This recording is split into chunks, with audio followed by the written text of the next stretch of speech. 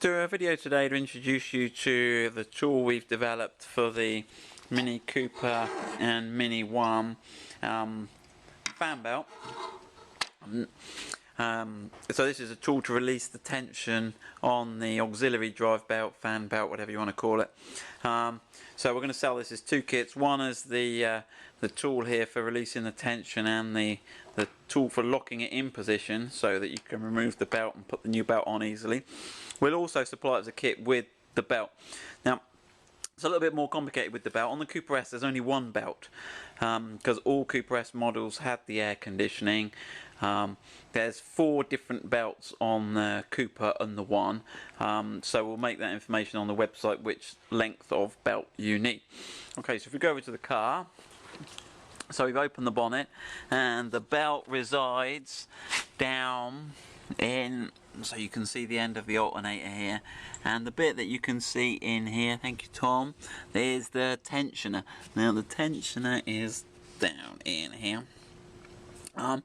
But the best way to get to it really is to remove the wheel and the wheel arch liner, and then we can show you a bit more. It's worth doing if you wanna. If you've already done that, skip ahead a bit on the video. We're not going to show you how to take the wheel off, so we're going to take the wheel off now. When we've got the wheel off, we'll come and join you and show you how to take the wheel arch liner out. Okay, we've got the wheel removed. Now we need to remove the wheel arch liner, because everything we need to see really is happening in behind here. You can see the crank wheel in behind here. So the wheel arch is held in with a series of these sort of 2-part plastic rivet fittings. We've coloured them orange so that you can see where they are. So if we start at the front and the bottom, you've got 2 here, and there's another 2 just slightly higher, and then as you move around to the top, up here we've got a self-tapping crosshead screw. As we move around here, you've got another one self-tapper. Right. And then on the back you've got a couple either side of the brake line. You've got one here, the other side of the shock absorber you've got one there, and the tricky one to find is the one underneath, just at the end of the sill under here. Now I'm not sure whether the fittings we've got on here, Tom, do you want to grab the camera, are the original ones, but they all work in a similar way. We've got a bit of a selection, so I'll show you the gist. So basically you need to get the middle part of the fitting out, and there's a little sort of slot at the side that you can get in and tease the middle pin out of the body, and they work when you push the pin in. It sort of splays it and locks, a sort of plastic rivet.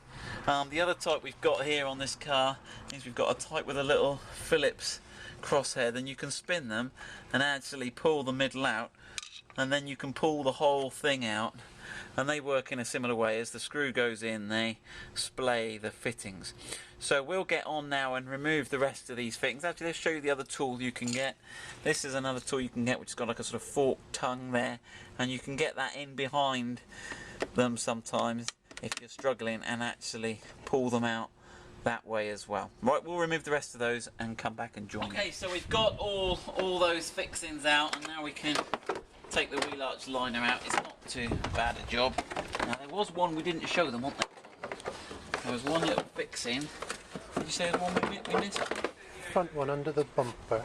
Front one. Ah, yeah. So there's It one. Makes a sandwich yeah, between right. the bumper and the frame. So there's one we missed to show you there, right on the front corner there. So there we go. So once you've got that out, you've got that out. And now if we have a look in there, we should be able to see what we're doing a lot more. Shall I grab? Let's have a look what we can see now. So yeah, so now we can see the drive belt. So this is the crank wheel. Now it is worth inspecting the crank wheel, because it's actually one of these sort of dual mass, and it's got a bit of rubber in between the outer section and the inner section, and they are prone to breaking up, so it's worth inspecting that. And then obviously you've got the belt here, and what we're going to do now is, if I do the video, Tom, do you want to remove the fittings on that bit there? So we're going to get the tool in here, but this fixing here gets in the way slightly, so Tom's going to show us how to remove the bottom air connection there, which is just pushing in those sides there. Put that to one side, and then the top air connection, again, it's got 2 little press things you just push on each side, exactly the same. Right, and then there is an electrical connector at the bottom, so you've got to just pull that little tab back to release that, and that's now got that little, that's some sort of canister solenoid, isn't it, Tom? Have we quite worked out what it is? I think it might be an equalising valve. Well, so Tom's just going to get a...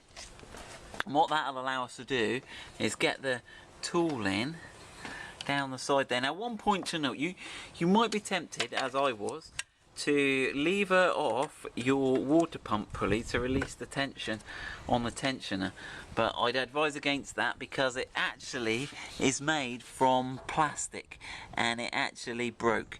So yeah, you're all... I wouldn't recommend doing that. It's alright. Okay, so what we've got down in the depths of the engine in here, just below the alternator, right, you've got this wheel here you can just see. So let me... Okay, it's hard to see what's happening there. So we've got one water pump here that's off the car, and we'll show you what we're trying to do.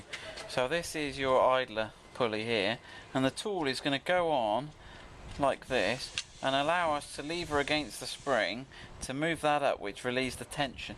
Now the tension is created by this coil spring here, and when you get it to a certain point you can put a pin through. So let's just demonstrate that in the vise and then we'll show you on the car. Okay, so we've put the tensioner in the vise so you can see what happens. You put this tool on and you see there it's against the spring, so if I release it, it comes back, and that's what gives you a constant tension on the belt. So what we're going to go on the car now is we're going to come in, lock it in, go up, and then what we're going to do is we're going to fit the locking tool in through that little hole there, like so, and that holds it, holds the tension. We can thread the new belt on, then we'll come back in, just take it off there, release the tool, and we'll be done. So that's the theory. Let's look at it. First thing, I'm gonna get my lock tool on the on there. Sorry, my lever tool. Then I'm gonna grab my lock tool and I'm gonna come in up from underneath and get this ready. All right, and then as I push up on the lever tool, all right, you can see that go up, and then I've got a little bent, a little lock tool there. And if I can just do it. I did this off camera to practice and it went a peach. Hold on, I got it, that's it. In that hole there. Okay, and that now holds that, and if we go down underneath, what we should see now is that the belt is all nice and loose, okay? So we'll put a diagram of how to route the belt, but what you can do now is you can unroute your belt, come up the top here, unroute it around the alternator. Do you reckon it's easier out the bottom, Tom? I think we're going to go out the bottom. It is a little tight. It just needs a little bit of... But it's not too bad, is it? There we go. Around there. Around there. And that's it done. Now when you look at the belt, let's have a look, Tom. We've got some numbers on here, depending how worn it is. So you've got 6 PK, which means it's got 6 little peaks on the inside of the rib here. And the 1053 is the length of the belt all the way round in millimetres. So we'll get the new belt and we'll fit that now. Okay, so here's the new belt. You can see it's nice and shiny and new. 6PK 1053. So that's the same there. Right, I'm going to start by threading it up and getting it over the alternator. I can feed that up over there.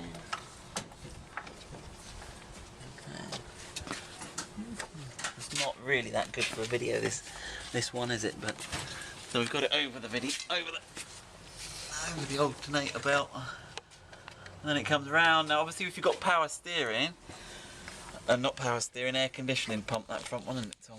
Yeah. Okay, round the, trying to thread it round all of them here. Right, I've got it round the crank, I've got it round the air conditioning, I've got it round that. Right, how are we looking generally there, Tom? It seems to have gone... to come round the bottom one, the alternator. Yeah, the alternator, we've got the alternator at the top, there's one at the front there, water pump, isn't it? So that's the aircon at the bottom there. Yeah, that is, yeah, all the way down here, yeah. So this is the one you may or may not have, and that's what will affect how long your belt is. Dribbled that into place. We've now got a... You'll see much easier in real life than it looks on the video. I'm now going to put the tool back on. Okay, I'm going to fish back under here. Can you see anything there? Yep. Get my... Okay, take the pressure and release the little lock tool. Then slowly release the tension off the belt. Then we've just got to move the solenoid. Move the solenoid back over. Put the two connections back on there. They click into place. Make sure they do the electrical first, is it? Otherwise you might get fouled. Oh yeah. Might catch you. Okay. Okay, make sure that clicks into place. And then put the other one on the top. It should click in again. That clicks into place. And then we're ready to turn it over and check it all goes round. Okay, so make sure you've got all your tools out of the way. We're going to start it on the jack, which Tom's advice is not advisable. We just want to check everything goes okay. So we'll just make sure it's in neutral. What's in your lock?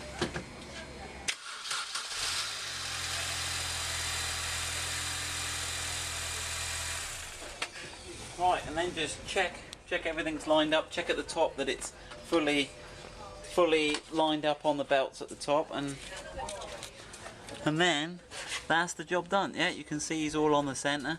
So there you go. It's just putting the wheel arch liner back in and putting the wheel back on.